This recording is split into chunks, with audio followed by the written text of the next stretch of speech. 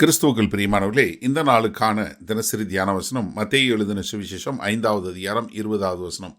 மத்தேயு 5:20. மேத்யூ 5:20.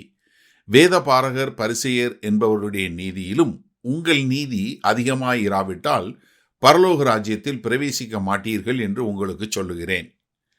இப்போ ஆண்டவர் என்ன செய்கிறாரு, தேவனுடைய ராஜ்யத்தில் போவதற்கு என்ன பண்ணணும்? நீங்கள் உங்களுடைய நீதி என்னவா இருக்கணும்? வேத பாரகர்கள் பரிசேயர்கள் என்று சொல்லக்கூடிய அவர்களை காட்டிலும் அதிகமாக இருக்கணும்.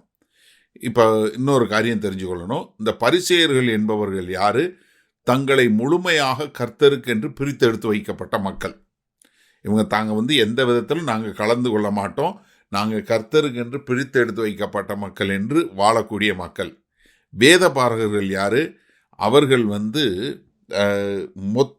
அதாவது இந்த காலத்தில் இருக்கிற வக்கீல்கள் மாதிரி தேவனுடைய வார்த்தையை எடுத்து விளக்கி சொல்லக்கூடிய மக்கள். அவர்கள் தங்களுடைய வாழ்வு முழுவதும் வேத வசனத்திலிருந்து அர்ப்பணித்து கொடுத்தவங்க. இப்போ இவங்க 2 பேரோட நீதியை காட்டில் அதிகமாக இராவிட்டால் அப்படின்னா என்ன அர்த்தம்? அவங்களுடைய நீதியே பரலோக ராஜ்யத்துக்குள்ள ஒன்றை கொண்டு போகாது.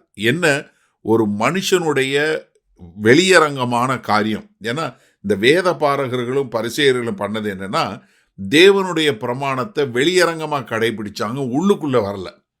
ஒரு இருதய மாற்றம் இல்லாமல் செய்கிற காரியங்களில் தான், கிரியையில் தான் பண்ணாங்க. அதனால தான் அவர் என்ன சொல்கிறாரு, உன்னுடைய கிரியையில் அல்ல, உன்னுடைய வாழ்க்கை உனக்குள்ள உள்ளுக்குள்ளே ஒரு மாறுதல் வர வேண்டும் என்று சொல்லக்கூடிய காரியத்தை சொன்னார்.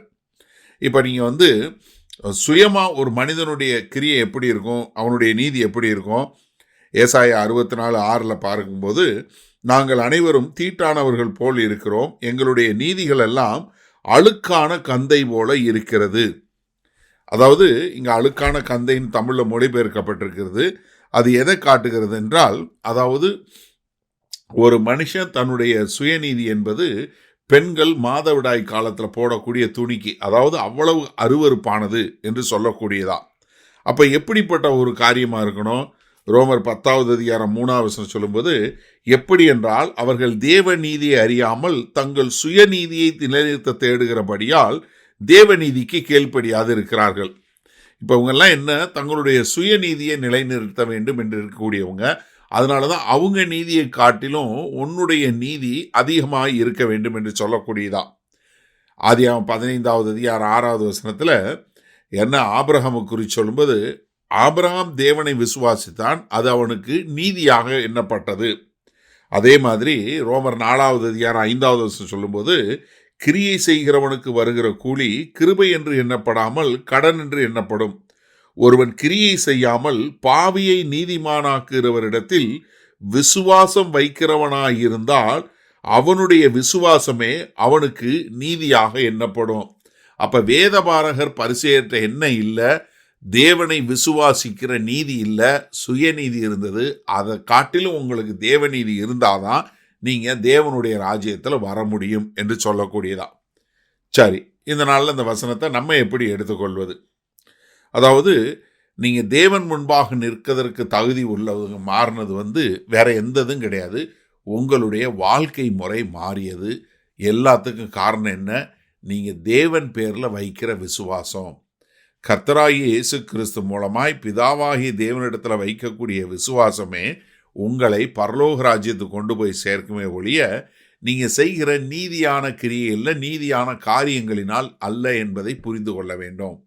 அதனால தான் இங்கே சொல்லி கொடுக்கும்போது என்ன சொல்கிறாரு ஆண்டவர், வேதபாரகர் பரிசேயர் நீதியை காட்டிலும் உங்கள் நீதி பெருசாக இருக்கணும். அப்போ எனக்கு அருமையானவர்களே, இந்த நாளில் ஒரு காரியம் நம்ம நன்றாக தெரிஞ்சுக்கொள்ளணும். நம்ம தேவன் முன்பாக நிற்பதற்கு தகுதியுள்ளவர்கள் என்று மாறினது எதனால்? விசுவாசத்தினால. அந்த விசுவாசம் எங்கே வருது? வெளியரங்கமாக இல்லை, உள்ளுக்குள்ள. ஏன்னா இங்கே மலைப்பிரசங்கம் முழுவதும் கர்த்தர் சொல்லுகிற ஒரு காரியம் என்ன, உங்களுக்கு உள்ளுக்குள்ள ஒரு மாறுதல் வரணுமே, வெளியானது அல்ல. இது இருதய சம்பந்தப்பட்டது.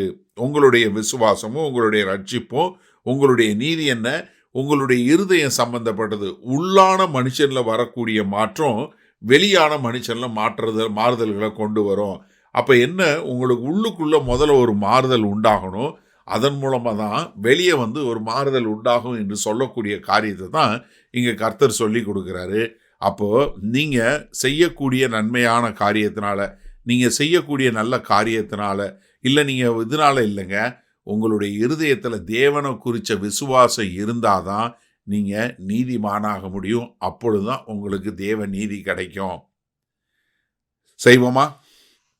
மகா கிருபையும் இரக்கம் நிறைந்த எங்கள் அன்பின் தகப்பனே, இது அந்த செய்தியை கேட்டுக்கொண்டு இருக்கிற ஒவ்வொருவரும், ஆமாண்டவரே, உம்மை விசுவாசித்து தங்கள் உள்ளான மனிதனில் ஒரு முழு பூரண விசுவாசத்தோடு உம்மை ஏற்றுக்கொண்டு உமக்கென்று வாழக்கூடிய மக்களாக இவர்கள் வாழும்போது, ஆண்டவரே, இவர்கள் உம்மோடு தேவ நீதி பெற்று முன்பாக நிற்க தகுதியுள்ளவர்கள் என்கிற ஒரு அந்தஸ்தை பெறக்கூடியவங்களாக இருக்கிறாங்க.